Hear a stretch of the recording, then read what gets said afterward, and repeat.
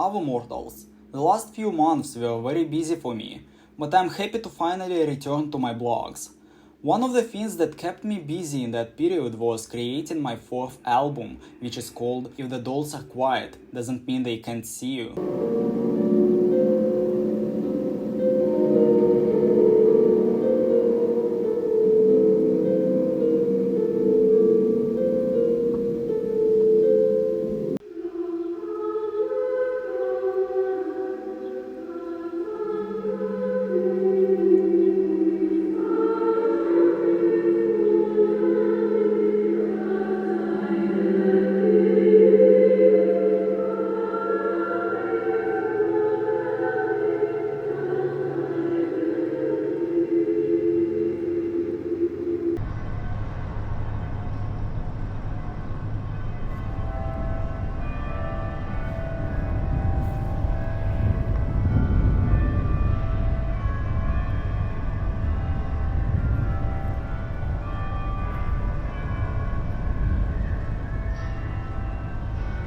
This album is one of my proudest works.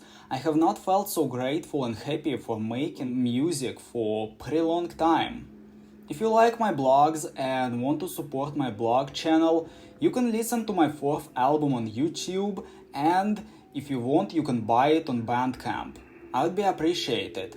All links will be in the description. There is also another announcement that I would like to make. Recently, I'm working on my second feature film. If anyone who lives in Berlin, Germany, wants to participate in the film, send a message to this email. Send a message only if you are living in Berlin. Now to the main subject of this video. Take a bar of dark chocolate and a cup of espresso, because it's time to begin. Lifelover. This is one of the most contradictory bands in black metal. Not because of some controversial things, but because of their music. Some people think they are awesome, other people think they are emo posers and their music sucks. I think Lifelover is an amazing band.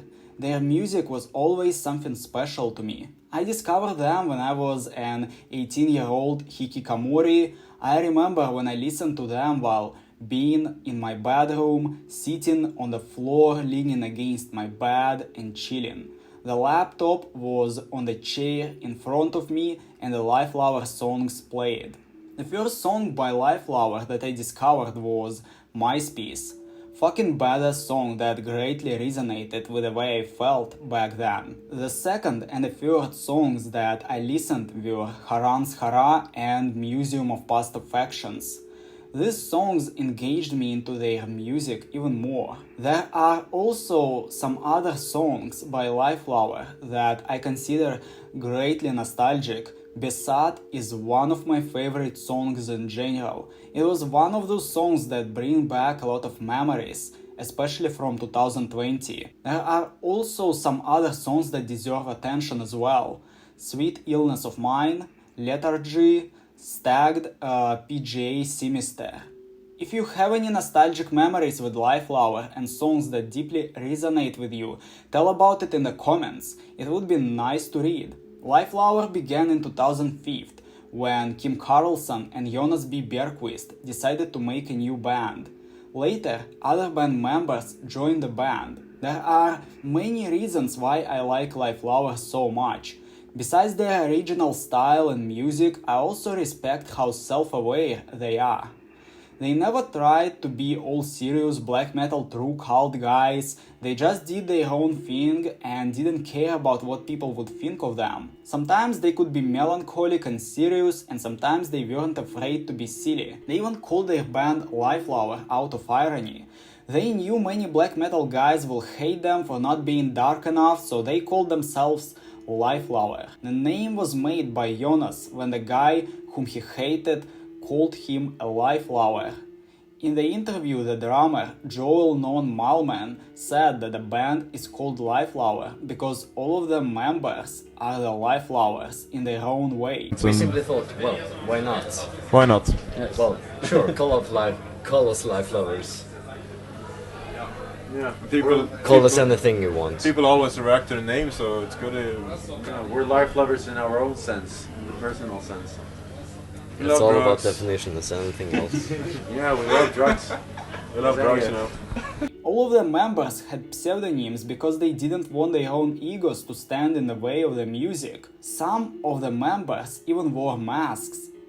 Jonas was the first who started wearing his mask because he liked Slipknot and because corpse paint was uncomfortable to wear while sweating. Usually people consider Lifelover a DSBM band, but the band members describe their style as narcotic metal. Kim Carlson, in one of his videos on his YouTube channel, said he never even liked the term DSBM.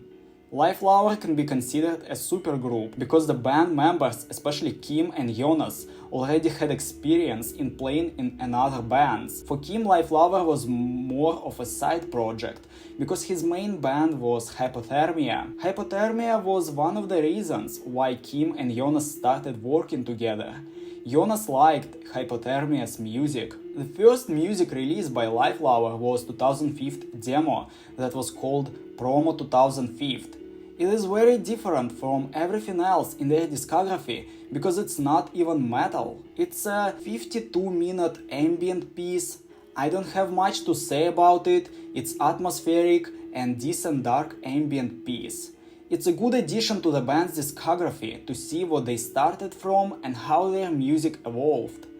Now let's move to their debut full-length album, Pulver. Pulver was released in 2006. It captured many people's eyes because of the spicy album cover where a female, smeared with a cow's blood, is lying amongst flowers.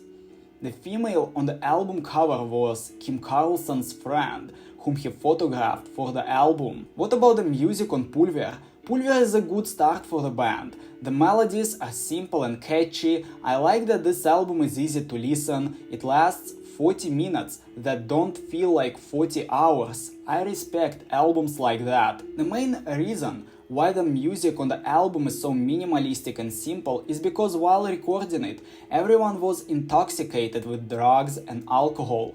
Also, they often cut themselves. So after that, it was hard to play complex melodies. In general, the album respects your time as a listener and it contains music that is simple but beautiful. The band members didn't waste time and already in 2007 released their second album, Erotic. Even though there are many songs from this album that I consider some of the best by Lifelover, this album is not my favorite in their discography. It's a decent sequel that sounds darker than its predecessor, but at the same time it is more tedious. It is 15 minutes long, but by the end I was a little tired of listening to it. Despite that, Erotic is an awesome album that, in my opinion, contains some of the best Lifelover songs. In 2008, they recorded their third album, Konkurs. I like Konkurs more than the previous two albums. I really enjoyed the cold atmosphere that the album has. If Pulver is summer and Erotic is fall, then Konkurs is winter. It has a lot of great songs, but there were not many that I listened separately from the album. Despite that, it stands much better as an album, and it really impressed me. In 2009, they made only one EP, which is called Decadence. This EP is one of my favorite Lifelover releases. While listening to it, I literally danced with the music. I really enjoyed this EP. It was very fun to listen. I know it's weird to dance with the black metal music, but I don't give a shit. This EP is very cool. Decadence was the first release that Lifelover recorded with a human drummer and not with a drum machine. Decadence sounds very different from Pulver, Erotic and Konkurs. The band took another approach towards music and I like it a lot. In 2011, Lifelover released their fourth and final album, Hooked 'Em.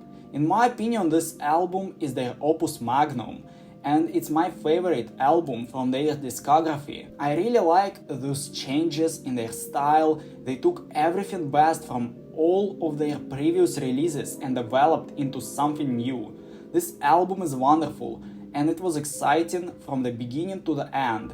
7 months after the album was released in September 2011, Jonas B. Bergqvist was found dead due to drug overdose.